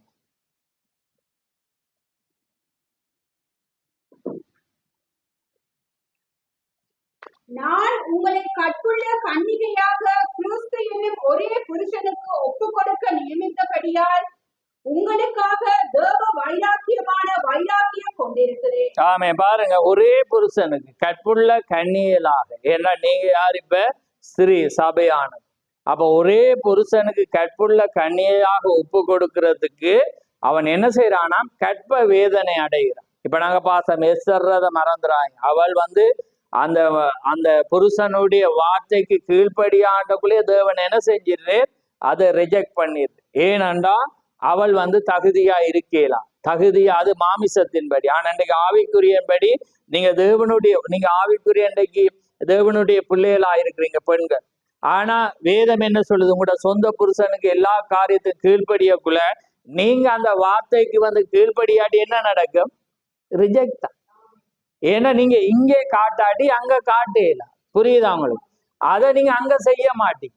புரியுதா உங்களுக்கு? அதனாலதான் தேவன் அதை சபைக்கு கொண்டு முடிக்கிறார். இப்ப பாருங்க 2 கொரிந்தியர் 2 எடுங்க, 2ஆம் அதிகாரம். அந்த சபைக்கு கொண்டு வர தீகேசி பாருங்க, அந்த 6 வாசி, 6ல இருந்து 9 மட்டும் வாசி. அப்படிப்பட்டவனுக்கு அநேகரால் உண்டான இந்த தண்டனையே போதும். ஆதலால் அவன் அதிக துக்கத்தில் அமிழ்ந்து போகாதபடிக்கு நீங்கள் அவனுக்கு மன்னித்து ஆறுதல் செய்ய வேண்டும். அந்தபடி உங்கள் அன்பை அவனுக்கு காண்பிக்கும்படி உங்களை வேண்டிக் கொள்கிறேன். நீங்கள் எல்லாவற்றிலேயும் கீழ்ப்படிந்திருக்கிறீர்களோ என்று உங்களை சோதித்து அறியும்படி இப்படி. ஆமென். பாருங்க, பவுல் எழுதுற அந்த சபையை சோதித்து இப்படி எல்லாமே. அது ஏனண்டா தவறி போன ஒரு மனிதனை சபையை விட்டு நிப்பாட்டுறாங்க. நிப்பாட்டின பிறகு அவன் வர்றான். ஆனா அதுக்கு சபைக்கு வந்தோன்னு பவுல் என்னத்தை எழுதுறான்? ஆதலால் அவன் அதிக துக்கத்திலே அமிழ்ந்து போகாதபடி நீங்கள் அவனுக்கு மன்னித்து ஆறுதல் செய்ய வேண்டும். அந்தபடி உங்கள் அன்பை அவனுக்கு காண்பிக்கும்படி உங்களை வேண்டிக் கொள்றேன். அப்ப பாருங்க, ஒருவன் அந்த காரியத்துல வெளியே போயிட்டான், அடிபட்டு வர்றான். இவன் என்ன சொல்றான்? அவனை நீங்க விசாரிக்கணும், அன்பு செலுத்தணும், அவனுக்கு ஆறுதல் செய்து அவனை மன்னிச்சு நீங்க என்ன செய்யணும்? கொண்டு வரும். அப்ப பாருங்க, இன்றைக்கு அந்த ஆவிக்குரிய வளர்ச்சிக்கு சபை வரும். ஏன்னா நம்ம சபைக்குரியதை தான் பார்த்து வரோம். ஏனண்டா அது அந்த அளவுக்கு ஆறுதல் செய்துதா, அன்பு காட்டுதா என்றதை பார்க்கும். புரியுதா உங்களுக்கு? நாங்க எப்பயுமே அந்த சந்தேக கண்ணோட்டத்தோட பார்க்கல. அது தேவனுடைய வார்த்தையின்படி நாங்க மன்னிக்குவோம். ஏன்னா வேதம் எடுத்து நீங்க புறாக்களை போல கபடற்றவர்களும் சர்ப்பங்களை போல வீணா உள்ளார். அப்ப புறா கபடமற்றது. இப்ப நாங்க ஒரு ஆள் இப்படி இருப்பானோ இல்லையோண்டா எங்களுக்குள்ள என்ன இருக்கு? நீங்களே சொன்ன கபடம் இருக்கு. நாங்க விசுவாசத்தினாலதான் நாங்க எதையும் செய்யலாம். நீதிமா ஆண்டவரே உங்களோட வார்த்தை இருக்கு, நான் மன்னிக்கிறேன். அதை உள்ள கொண்டு வர்றது இல்லாரு நீர். ஆனா உங்களுக்கு ஒரு சந்தேகம் பெறுதாண்டா வேதம் என்ன சொல்றது? நீங்க கபடு உள்ளவர், நீ உங்களுக்குள்ள கபட, அதாவது பிசாசு இருக்கிறான், சந்தேகம் என்றது இருக்குது. நாங்க விசுவாசத்துலதான் நாங்க என்ன செய்யலாம்? நீதிமா நாங்க முன்னால வைக்கணும் தேவண்ட வார்த்தையை தான். நான் அதை தான் பார்க்குறேன். அவங்க இப்போ நாளைக்கு மாறுவாங்களோ, இன்றைக்கு மாறுவாங்களோ, அவங்க வாராங்கன்னா மன்னிப்பு தான். கிறிஸ்தவனுக்கு 7-70 தரம் அவன் ஆயுசே காணாது மன்னிக்கிறது. அவன் மன்னிச்சுட்டு தான் என்ன செய்யணும்? இருக்கும். அவன் வாரான்டா, ரூல்ஸ் படி வாரான்டா, நாங்க செய்யணும். அதுக்கான தண்டனையின் கிரயம் தேவன் கொடுப்பான். ஆனா இன்றைக்கு சபையானது சந்தேகப்படுது, கபடு உள்ளதா இருக்கு. அது என்ன செய்யுதுண்டா, கொஞ்சம் விலகி இருந்து பார்ப்போம். ஏன்னா அது நல்லா மாறினோட வருவோம்ன்றோன்னா அது பார்க்க அன்பு இல்லை. என்ன உலகத்துல பாருங்க எத்தனை பேர் தற்கொலை பண்றாங்க, வேற இடத்துல அன்பு ஏன் தேடுறாங்கண்டா பாருங்க, அன்பு இல்லை. ஆனா அன்பு கட்டி வைக்கும், கயிறை விட பவர்ஃபுல்லானது. ஆமே, அது அந்த அன்புக்காக எதையும் செய்வாங்க மனிதர்கள்.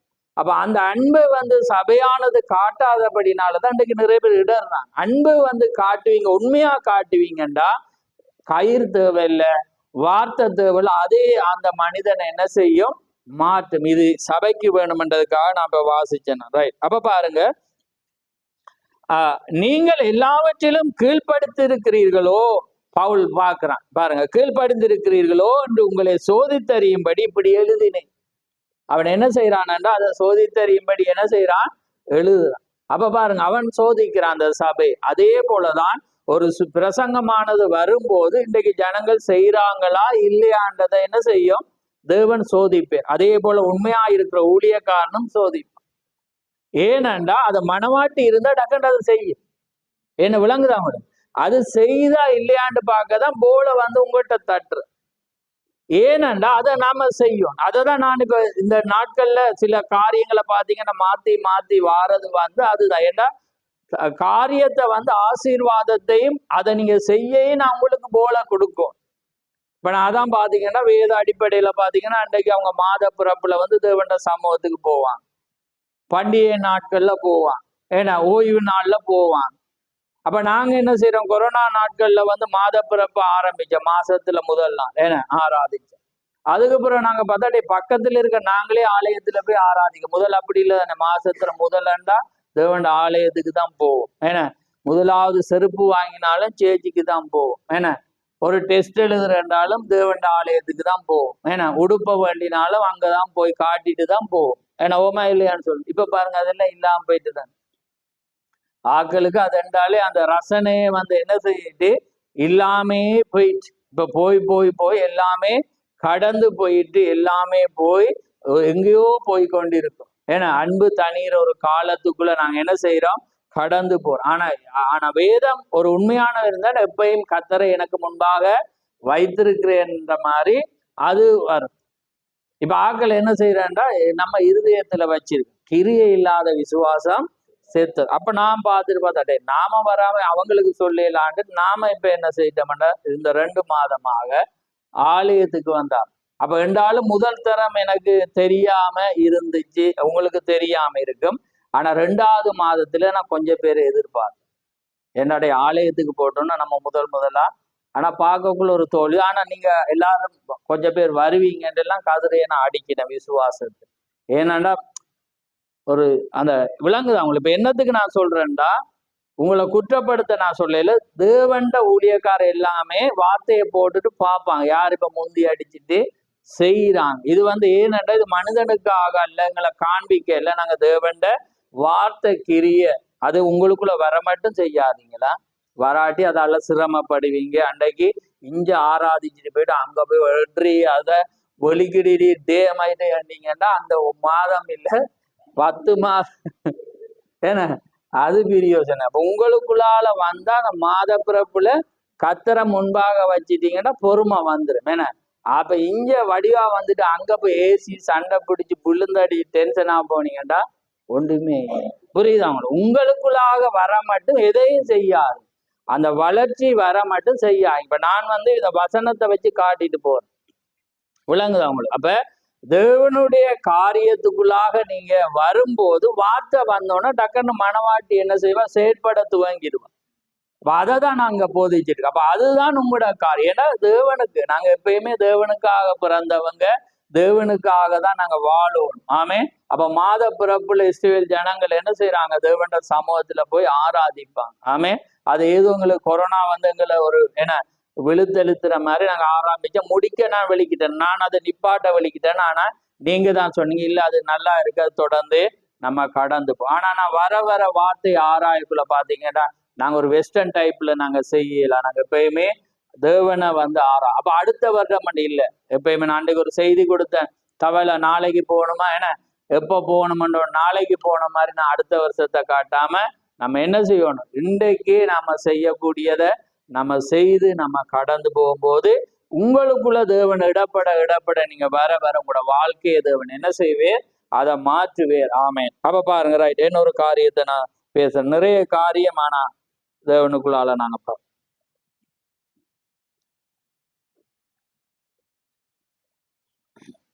அப்ப பாருங்க ரைட், சபைக்காக என்னோட பாப்ப பாருங்க, நீதிமொழிகள் 12:4 எடுங்க. அந்த அதாவது நாங்க செய்யற காரியம் அது எலும்புருக்கி ஆகும் தேவனுக்கு. அதே போலதான்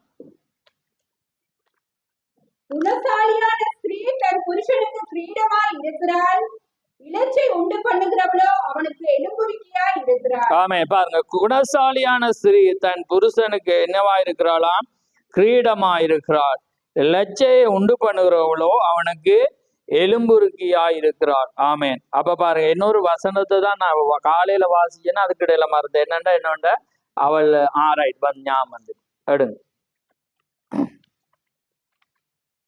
நீதிமொழிகள் 31 போல அந்த வசனம். ஏன்னா நாங்க தேவன் தூசிக்கப்படாதபடி நாங்க இருக்கணும்டா அந்த நிலையில இருக்கோம். இதோட சொல்லி முடிக்கும்.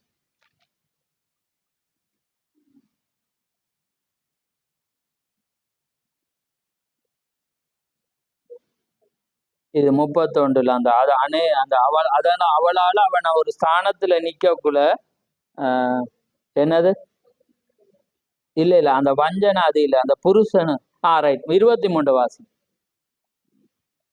அவள் புருஷன் தேசத்து மூப்பர்களோட நியாயஸ்தலங்களில் உட்கார்ந்திருக்கையில் பேர் பெற்றவனாய் இருக்கிறார். ஆமென். அப்ப பாருங்க அது என்னத்தை கொண்டு வர்றாண்டா, இவ இப்படியான ஒரு அருமையான நல்ல ஒரு ஸ்திரிய ஒரு மனைவிய ஒரு புருஷன் பெறும்போது, அதே போல சபையானது நல்லொரு ஒரு ஊழியக்காரனை பெறும்போது ஜனங்கள் நல்ல அதாவது ஸ்திரியா இருப்பாங்கண்டா சபையா இருப்பாங்கண்டா அவன் யாரா இருப்பானா பேர் பெற்றவனா இருப்பான். ஏன்னா அந்த ஜனத்துக்காக அவன் பேர் பெறுவான்.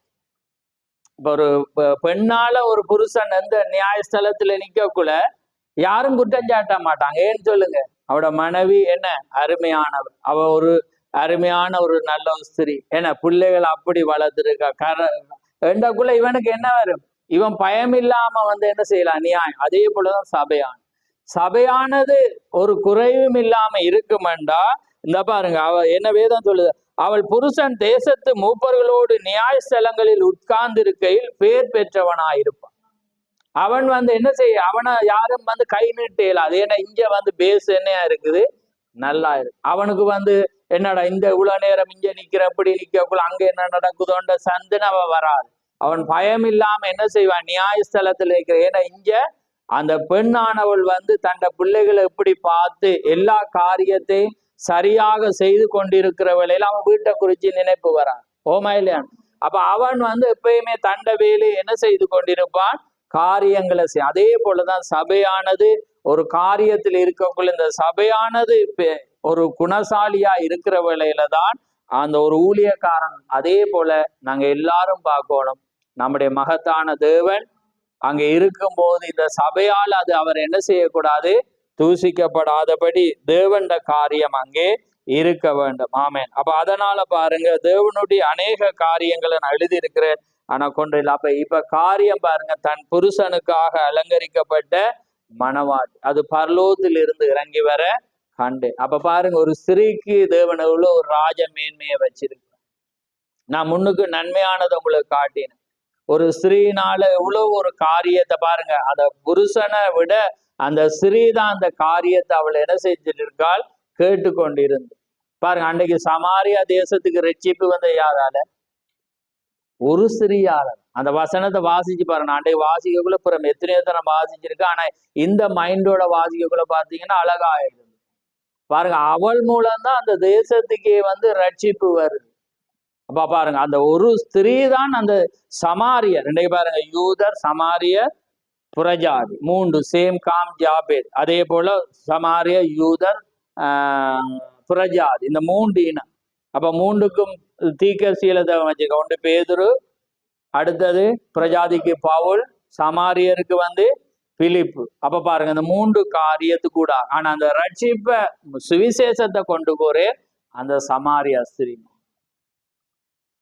அப்ப பாருங்க எவ்வளவு ஒரு காரியத்தை இந்த பெண்களை நான் எடுத்து எழுதி வச்சிருக்கேன். நிறைய வாசிக்கல பாத்தீங்கன்னா அடிப்படை ஆரம்பம் இருந்து அங்க மட்டும் அவங்க தான் இருக்கிறான்.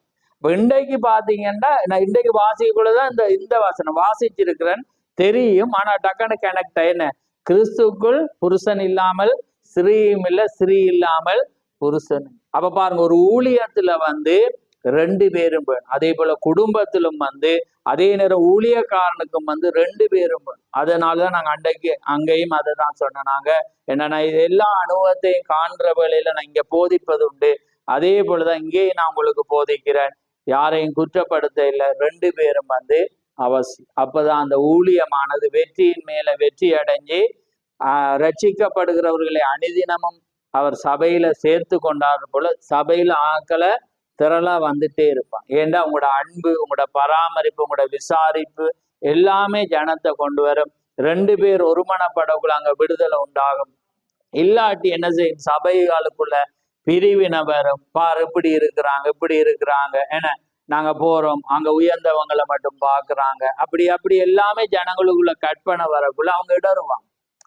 ஆனா ஒருவர் தேவண்ட காரியத்தை பார்க்கக்குள்ள மனைவியானவள் அடுத்த எல்லாமே பார்த்தா என்ன ஏற்படும், அங்க ஒரு கேள்விக்குரிய என்ன செய்யாது வராது. ஏண்டா கணவனுடைய ஸ்தானத்தை மனைவி என்ன செய்கிறாள்? செய்துட்டு போறாள். அங்க கேள்வி உண்டாக அவள் என்ன செய்யாம இருக்கிறாள்? அவமானம் உண்டாகாம எதுவும் செய்யாம நியாயஸ்தலத்தில் அவன் இருக்கக்குள்ள இவள் எல்லாமே என்ன செய்கிறாள்? அந்த ஆணுடைய ஸ்தானத்தை எடுத்துக்கொண்டு என்ன செய்கிறாள்? செய்யறாள். அந்த நீதிமன்றம் 31 பாரு, அவள் விடிய எழும்பி என தண்ட புருஷனுக்காக செய்யறா. பிசினஸ், வியாபாரம், சாப்பாடு எல்லாம் என்ன செய்யற. அதை நாங்க மாமிசமா கூட ஆவிக்குரிய. அதே போலதான் தீக்க சொல்றேன், ஆவிக்குரிய சபையும் அது. இன்னைக்கு அவர் வரையில என்றாலும் சபையானது போய் பார்க்கும். அப்ப அந்த ஊழியக்காரனுக்கு என்ன வராது? இது வராது.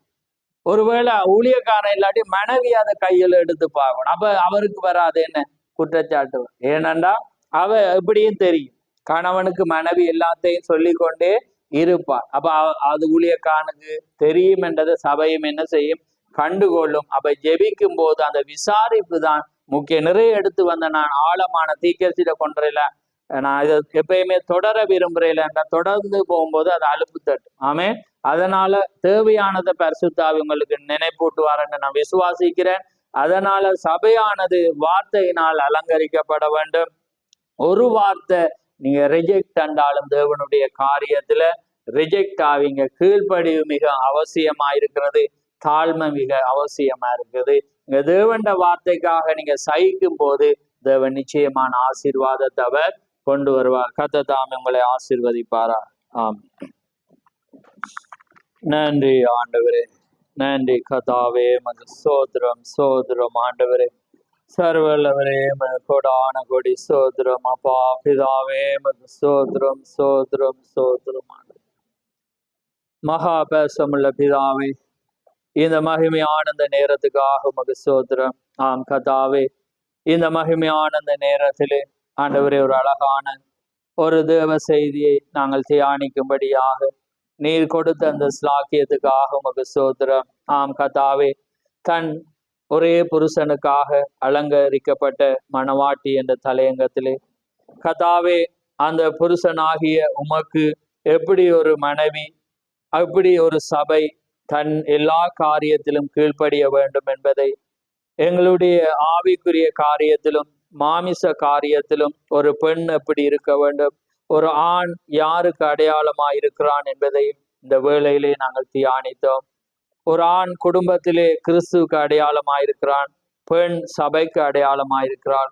அதே போல கர்த்தாவே, இந்த இடத்திலே ஒரு ஆணோ பெண்ணோ ஆண்டவரே இந்த இடத்திலே உம்முடைய மனவாட்டியாக இருப்பார்கள். ஆனால் ஆண்டவரே நிச்சயமாக தங்களுடைய வாழ்க்கையில் மாத்திரமல்ல, சபையில் மாத்திரமல்ல, உமக்கும் கீழ்ப்படிவார்கள் என்பதை நாங்கள் அறிந்திருக்கிறோம். அதே போல இந்த இடத்திலே ஒரு புருஷன் இருப்பானானால் அவன் மனைவியோடும் அன்பாயிருப்பான், சபையோடும் அன்பாயிருப்பான், தேவனோடும் அன்பாயிருப்பான் என்று வேதம் சொல்லுகிறது. அதனால்தான் எப்பயுமே பரிபூர்ணம் என்பது 3 இருக்கிறது. அதனாலே 3 காரியங்களை நாங்கள் உடையவர்களாக இருக்க வேண்டும் என்று இந்த காலை வேளையிலே எங்களோடு பேசினேன். அதுக்கு நிறைய உதாரணங்களை கொண்டு நாங்கள் காண்பித்தோம். இந்த சபையானது எதிலே தோல்வியாக உண்டுகிறது, எதிலே அங்கே தோல்வி ஏற்படுகிறது, எதனாலே ஜனங்கள் இடறுகிறார்கள், எதனாலே அங்கே வியாதி உள்ளே வருகிறது என்பதை இந்த நேரத்திலே நாங்கள் தியானித்தோம். சபையானது ஒன்றுபடுமானால் அங்கே விடுதலை உண்டு என்று நாங்கள் அறிந்திருக்கிறோம். ஏனென்றால் நாங்கள் அல்ல, நீர் வாக்கு கொடுத்திருக்கிறீர், இருவர் ஒருமனப்படுகிற வேளையிலே நான் அதை செய்வேன் என்று. அதே போல் அங்கே ஊழியக்காரனும் சபையும் ஒருமனப்படுகிற வேளையிலே அது எந்த காரியமாயிருந்தாலும் நான் தருவேன் என்று நீர் வாக்கு கொடுத்திருக்கிறீர். அதனாலே சபையானதும் அதே போல ஒவ்வொருவரும் தங்கள் குடும்ப வாழ்க்கையிலும் ஒருமனப்பட்டு ஆண்டவரே உம்முடைய வார்த்தைக்குள்ளாக ஓடும்போது உம்முடைய ராஜ்யத்துக்குரிய பிரவேசமானது இலவசமாய் கிடைக்கும் என்றும் இலகுவாக அதை நாங்கள் பிடிக்க முடியும் என்பதை நாங்கள் அறிந்திருக்கிறோம். அதனால் தான் நீ சொன்னீர், மனிதனால் அது கூடாது, ஆனால் தேவனால் எல்லாம் கூடும் என்று. அதனாலே நிச்சயமாக நாங்கள் உம்மை எங்களுக்கு ஒப்பு கொடுக்கும் போது உம்மால் எல்லாம் கூடும் என்று நாங்கள் அறிந்திருக்கிறோம். அதனால் இந்த வேளை நம்முடைய கரத்தில் ஒப்பு கொடுக்கிறோம். ஆண்டவரே, பேசின செய்தி நம்முடைய கரத்தில் ஒப்பு கொடுக்கிறோம். கேட்க போற ஒவ்வொருடைய செவிகளை நம்முடைய கரத்தில் ஒப்பு கொடுத்து இந்த வேளை நம்முடைய கரத்திலே தாழ்த்தி இயேசு கிறிஸ்து நாமத்தில் கேட்கிறோம். ஆமேன், ஆமேன்.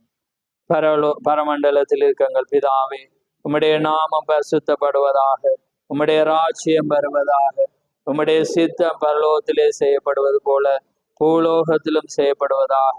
எங்களுக்கு வேண்டிய ஆகாரத்தை என்று எங்களுக்கு தாரும். எங்கள் கடனாளிகளை நாங்கள் மன்னிக்கிறது போல எங்கள் கடன்களையும் எங்களுக்கு மன்னி. எங்களை சோதனைக்குட்படாமல் தீமையென்று ரட்சித்துக் கொள்ளும். ராஜ்யமும் வல்லமையும் மகிமையும் என்றென்றைக்கும் உடையவைகளே. ஆமென். ஆமென். என் ஆத்துமாவே கர்த்தரை சோத்ரி, என் முழு உள்ளமே அவருடைய பரிசுநாமத்தை சோத்ரி. என் ஆத்துமாவே கர்த்தரை சோத்ரி, அவர் செய்த சகல உபகாரங்களையும் மறவாதே. ஆமென். கர்த்தர் தாமே உங்கள் ஒவ்வொருவரையும் ஆசீர்வதிப்பார். ஆமென். Praise the Lord.